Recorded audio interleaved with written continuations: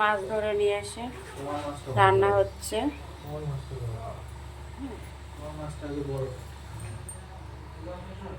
তো এটা হচ্ছে তেলাপিয়া মাছ, বেশ বড় সাইজের মাছ, দেখেই বুঝতে পারছো পিসগুলো।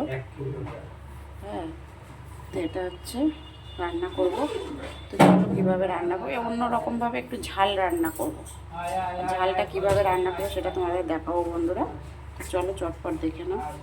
তো বন্ধুরা, সবাই কেমন আছে? আশা করি সবাই খুব ভালো আছে, আর আমি তো ভালোই আছি। তো দেখো, আজকে আবার একটা ছোট্ট ভিডিও নিয়ে তোমাদের কাছে চলে এসেছি। একটাই অনুরোধ, যারা ইউটিউব চ্যানেলে দেখছো তারা সাবস্ক্রাইব করে পাশে থেকো, আর যারা ফেসবুকে দেখছো ফলো করে সাথে থেকো। তো পুরো ভিডিওটা দেখো, কেউ স্কিপ করে চলে যেও না, এটাই অনুরোধ। পাশে থেকো, সাথে থেকো, কেমন? তো চলো কি রান্না করছি, কিভাবে রান্না করছি চটপট দেখে নাও। এখানে দেখো কড়াই তেল দিয়ে দিয়েছি। সবার প্রথমে মাছগুলোকে ভেজে নেবে, আর মাছগুলো না একটু কড়া করেই ভাজবো।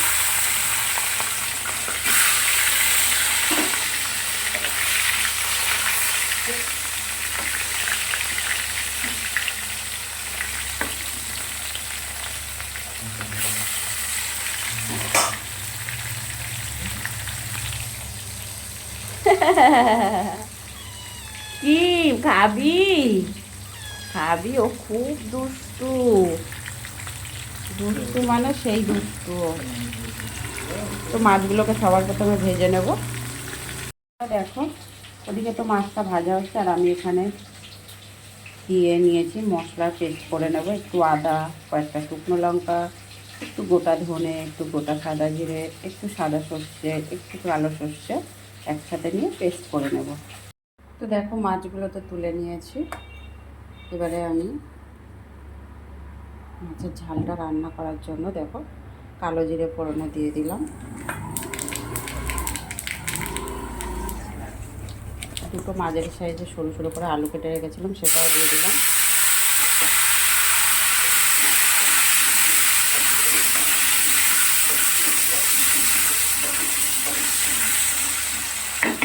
আলুটাকে সুন্দর করে লাল লাল করে ভেজে নেব। নুন দিয়ে দিলাম পরিমাণ মতন।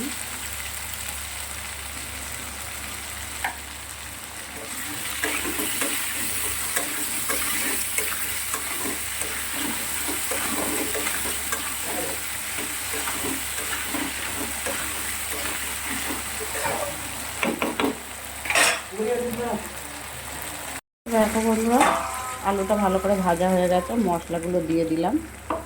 মশলাটা পেস্ট করেছিলাম। হলুদ দিয়ে দিচ্ছি পরিমাণ মতন,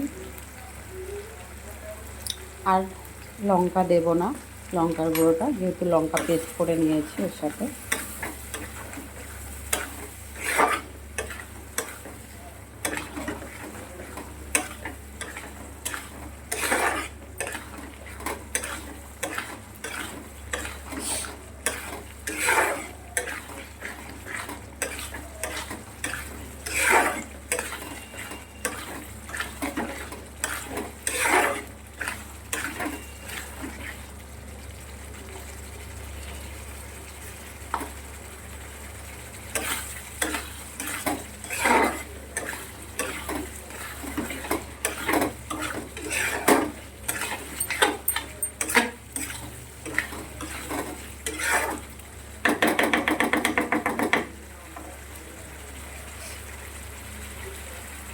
আলুটা কিন্তু প্রায় সিদ্ধ হয়ে গেছে, আর বেশি সময় রান্নাটা করার ওই জন্য দরকারও নেই। আর এদিকে মশলাটাও দেখো ভালো কষানো হয়ে গেছে। এইভাবে একবার হলেও তেলাপিয়া মাছের ঝাল বানিয়ে খেয়ে দেখো, দারুণ টেস্ট লাগে। আমি আগেও একবার খেয়ে রেখেছি, ভালোই লাগে, খারাপ লাগে না।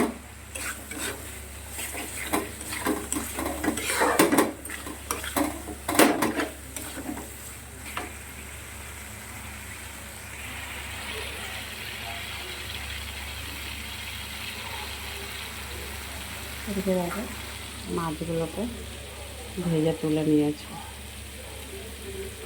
আর মাছগুলো কিন্তু বেশ কড়া করেই ভেজেছি। তেলাপিয়া মাছ একটু বেশ কড়া করে ভাজলেই খেতে কিন্তু টেস্ট লাগে। আমার তো লাগে, আর কেমন লাগে আমি ঠিক জানি না বন্ধুরা, আমার কিন্তু ভালোই লাগে। তেলাপিয়া মাছ একটু কড়া করে ভাজলে না ভালো লাগে, খারাপ লাগে না। এবার জল দিয়ে দিচ্ছি পরিমাণ মতন।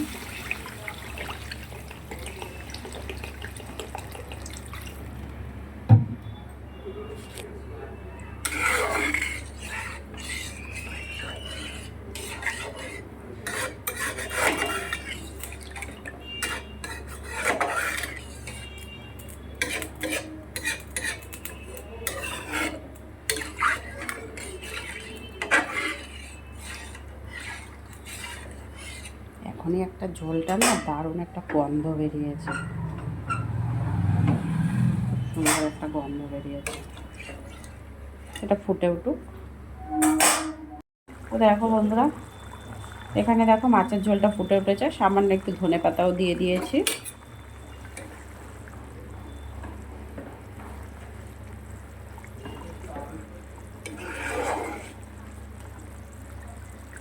মাছগুলো এবারে দিয়ে দেব।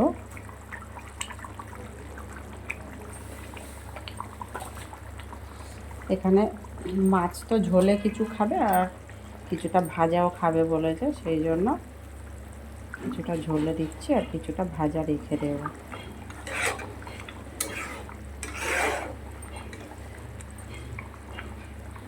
এটা ভালো করে ফুটে উঠলেই নামিয়ে নেব।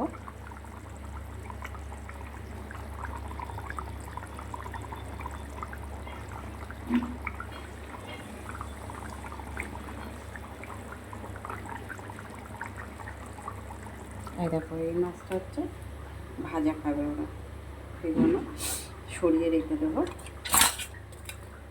মাছটা কিন্তু কড়া করে ভেজেছে, একটু কড়া করে ভাজা হলে কিন্তু তেলাপিয়া মাছ খেতে টেস্ট লাগে।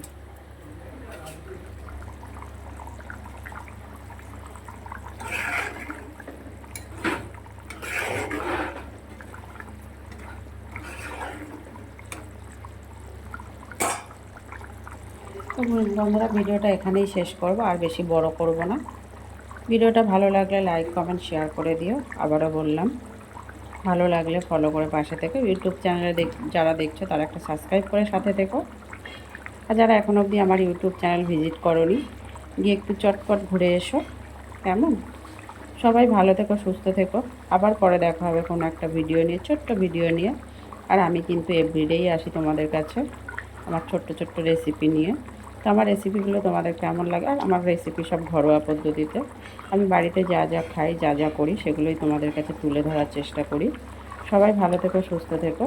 আবার পরে দেখা হবে কোনো একটা ছোট্ট ভিডিও নিয়ে। কেমন? টাটা।